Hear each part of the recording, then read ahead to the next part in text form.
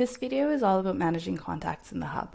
One of the things that we love about this platform is that it brings all of your leads into one place.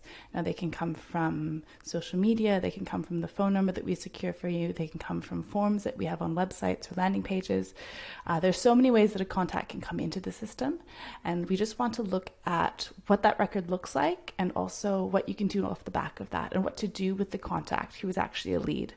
So first we're going to start in the contact section here and just open up a contact record. I would like to say that you can have a contact come in that doesn't have an opportunity. We're going to get to opportunities in a second, but first let's just take a look at the contact record. So at a glance, we can see that a contact has come in. They've given us some details. You can see the source, where they've come from. And here in the middle, you'll see the conversation space. So you can actually monitor the conversations and communications that have happened with that contact directly from the contact section.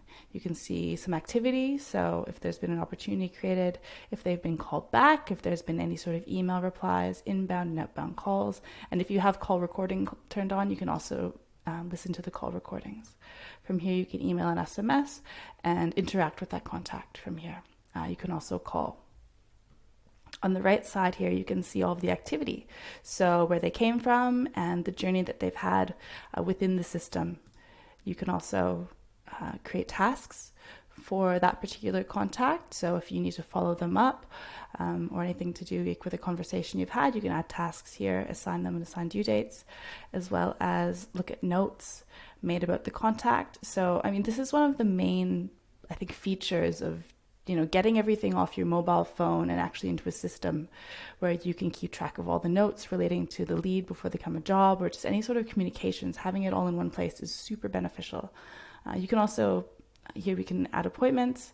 You can see any sort of documents. So if they sent you any photos relating to the job or anything you've spoken about, you'll see any sort of attachments here, as well as form and survey submissions. And you can also see any sort of transaction history if you sent them a text to pay link. Now, one of the things that we talk about a lot is opportunities. So as I mentioned before, you can have a contact come in that doesn't yet have an opportunity applied.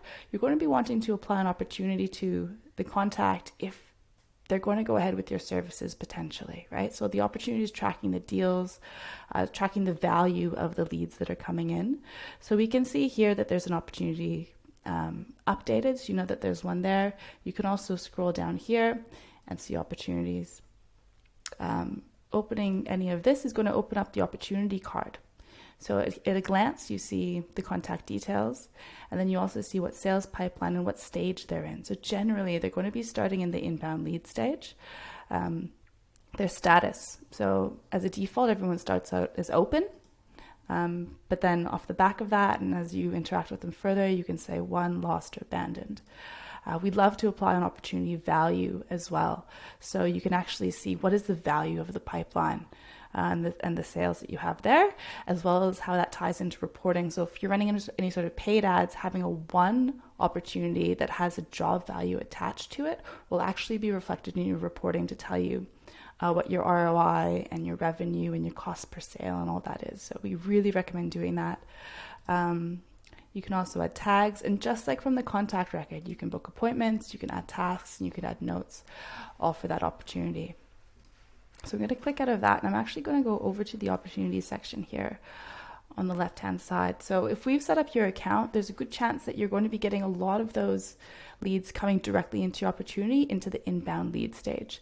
And so if we've set it up for any sort of Facebook messaging, ad campaigns, if we have your website built with these forms on it, we're going to be bringing those leads into this section of the Hub anyway. So you don't have to worry about that. You can look at the inbound lead stage and go, oh, someone submitted a website form. Someone's, completed my ad. What do I have to do off the back of that?